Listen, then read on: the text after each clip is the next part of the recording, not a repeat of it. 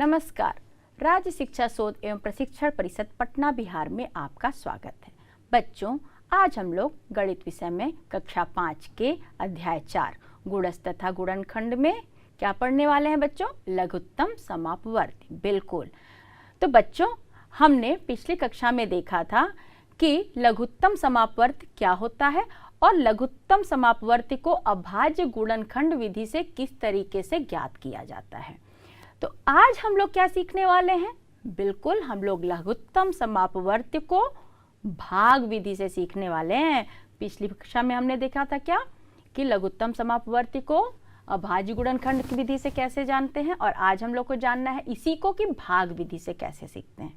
ठीक है, तो हम लोग अब चलिए आगे देखते हैं कि किस तरीके से लघुत्तम समापवर्ती को भाग विधि से हम लोग ज्ञात करेंगे।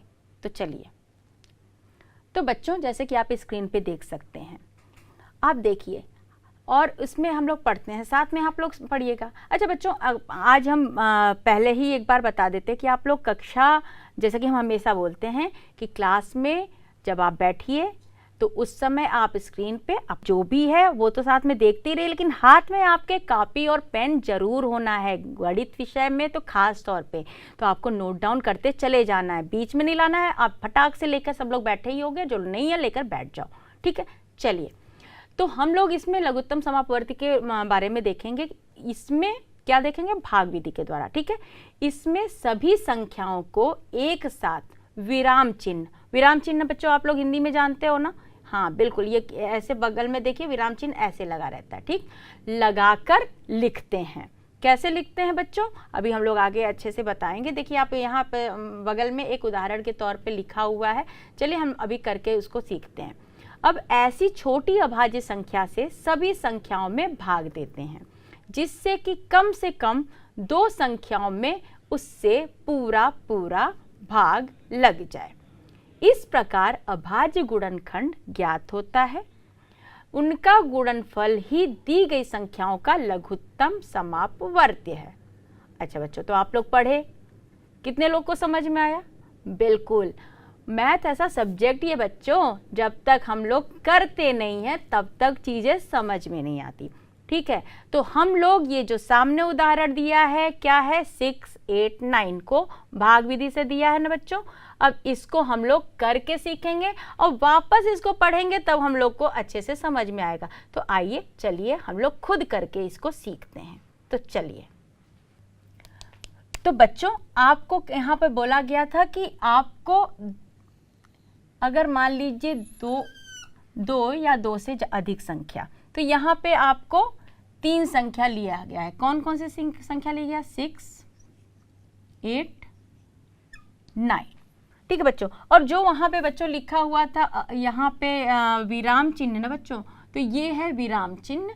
ठीक है, तो यानी अगर 3 संख्या दिया हुआ है तो तीनों संख्याओं को, ये दो संख्याओं के बीच में ये विराम चिन्ह, ये चिन्ह लगा देते हैं और इस तरीके से 3 संख्या को लिखते हैं।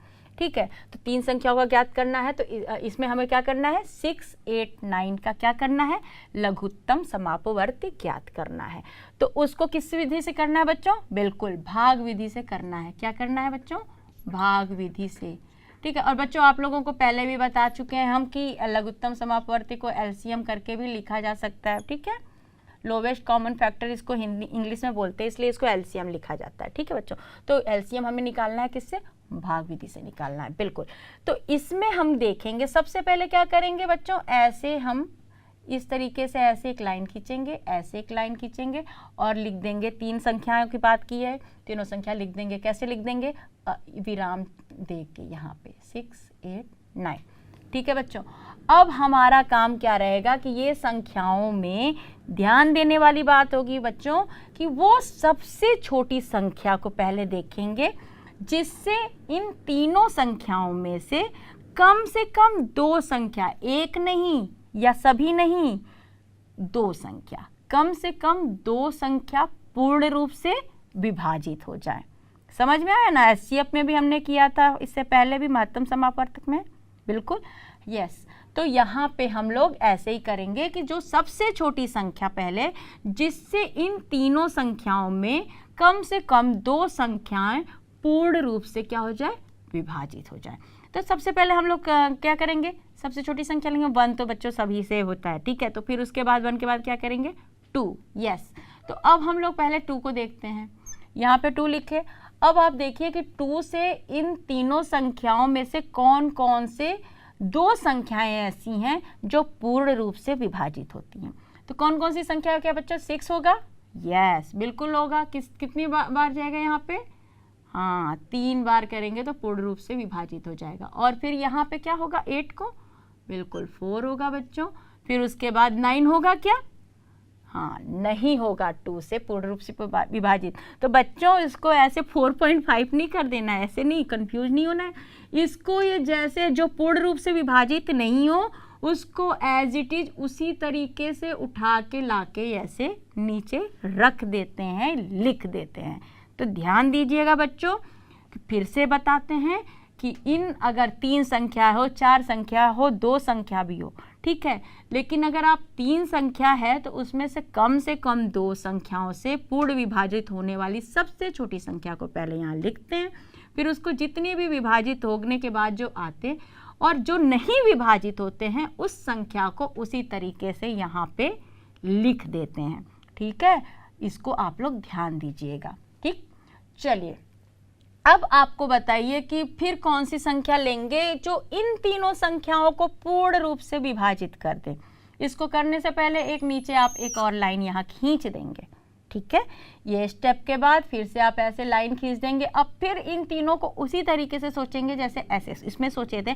अब इन तीनों संख्याओं में सबसे छोटी संख्या कौन सी है जो इनको पूर्ण रूप से विभाजित कर दे। 2 है क्या, नहीं, क्यों नहीं, क्योंकि 2 3 को पूर्ण रूप से विभाजित नहीं करेगा, 2 4 को तो कर देगा लेकिन फिर 9 को नहीं करेगा। तो हमने क्या बताया, कम से कम 2 संख्याओं को, ठीक। तो 2 संख्या ये नहीं हो रही है 2 से, सिर्फ 1 संख्या हो रही है, इसलिए हम लोग 2 को सोचेंगे नहीं, 2 को कंसीडर नहीं करेंगे। अब आते हैं छोटी संख्या 3 पे। अब 3 को देखते हैं। 3 बिल्कुल 3 से पूर्ण रूप से विभाजित हो गई, 4 से नहीं होगी लेकिन 9 से हो जाएगी, ठीक है। तो हम यहाँ पे लिखेंगे 3।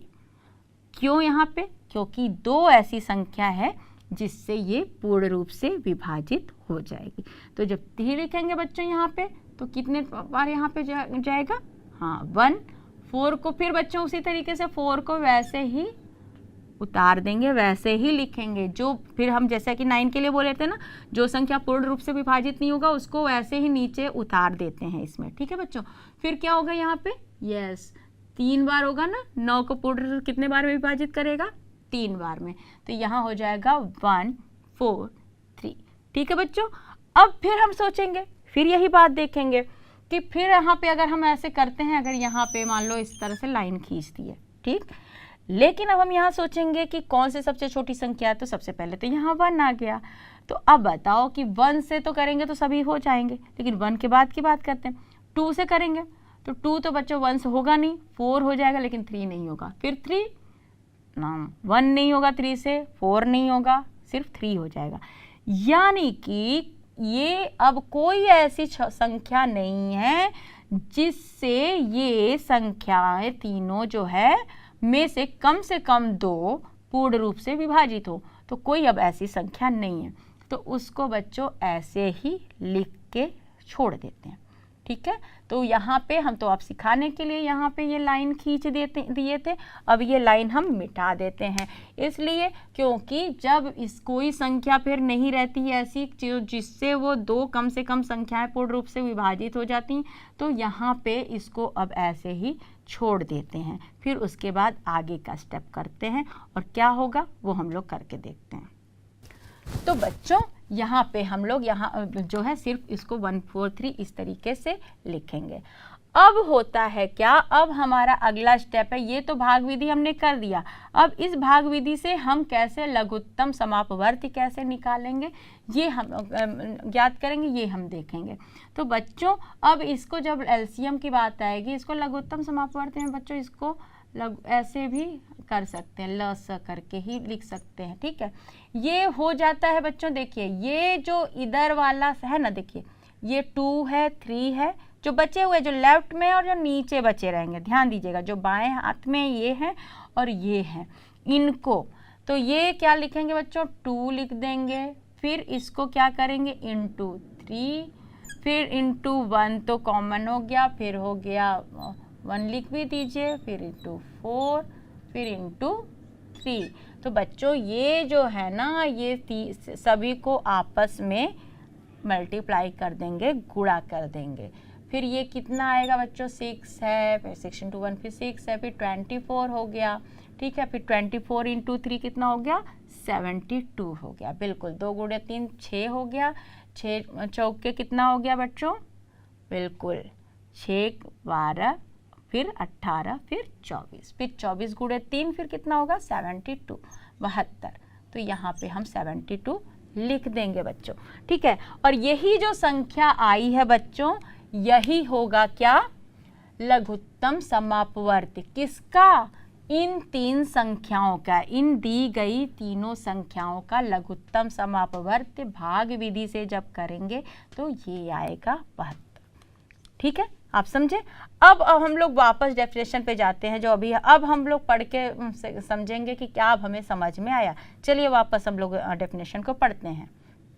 तो बच्चों अब आप देखिए, इसमें मतलब भाग विधि में क्या ज्ञात करने के लिए, लघुत्तम समापवर्ती। ठीक है, इसमें सभी संख्याओं को एक साथ विराम चिन्ह लगाकर लिखते हैं। वो सभी संख्याएं गिवन नंबर्स जो दी गई हैं संख्याएं हैं। तो यहाँ आपको क्या संख्या है, 6 8 9।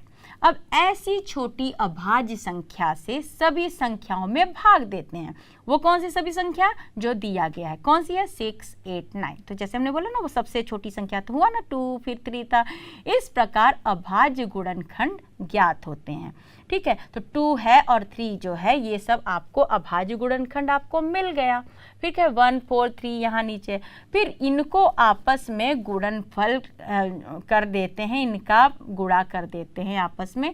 तो इसका गुणनफल जो है वो प्राप्त होता है, उससे आपका लघुत्तम समापवर्ती। ठीक है, तो अब आपको समझ में आया ना बच्चों। हाँ बिल्कुल, तो वही है बच्चों, हम लोग मैथ में जब खुद से करते हैं उसके बाद जो है ज़्यादा अच्छे से समझ में आता। आया ना समझ में।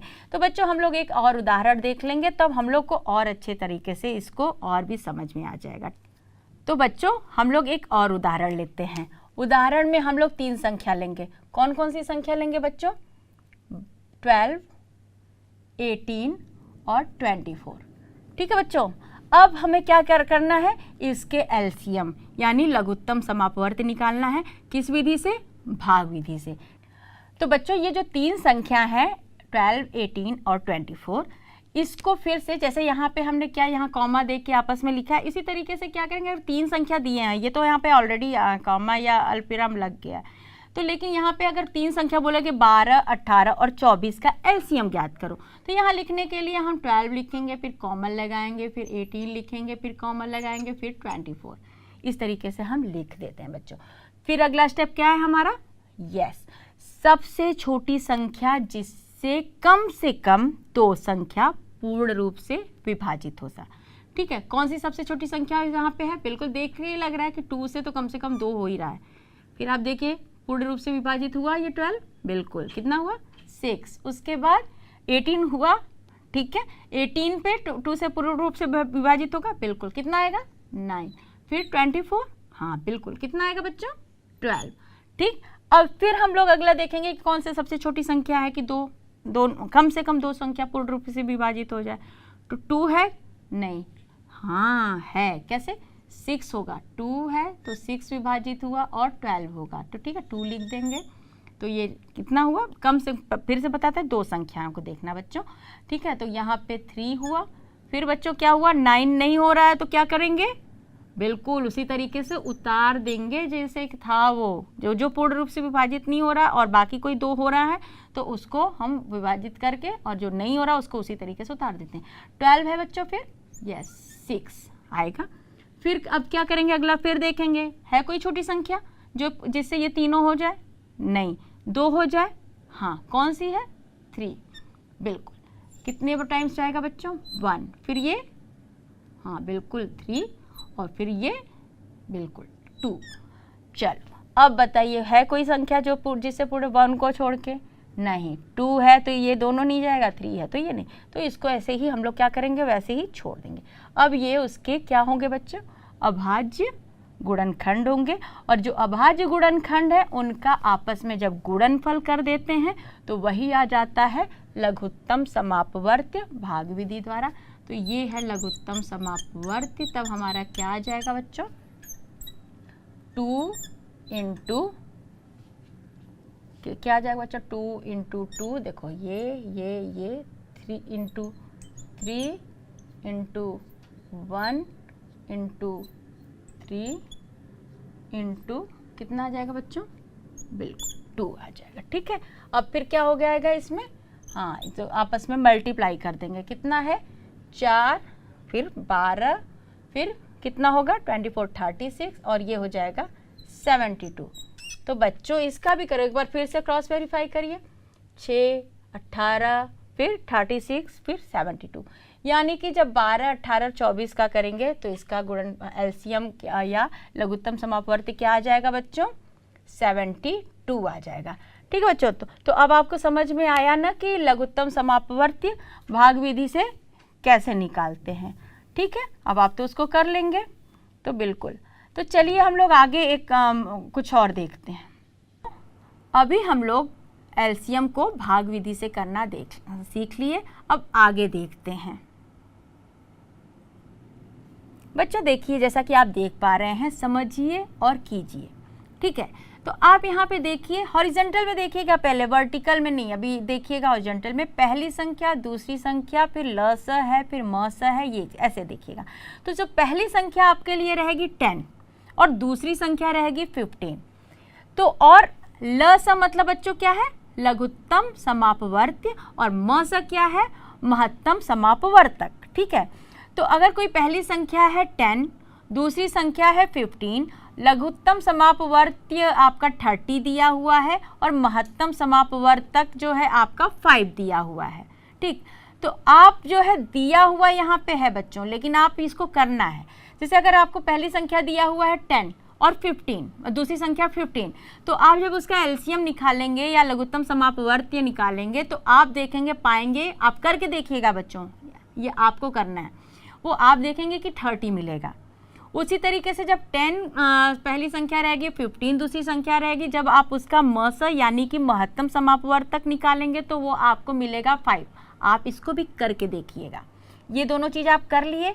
अब आप देखिए कि आप हमेशा देखेंगे कि जो लघुत्तम समापवर्त्य है वो ज़्यादा रहता है किससे, महत्तम समापवर्तक से, यानी 30 विल बी ग्रेटर देन 5, यानी 30 बड़ा है 5 से।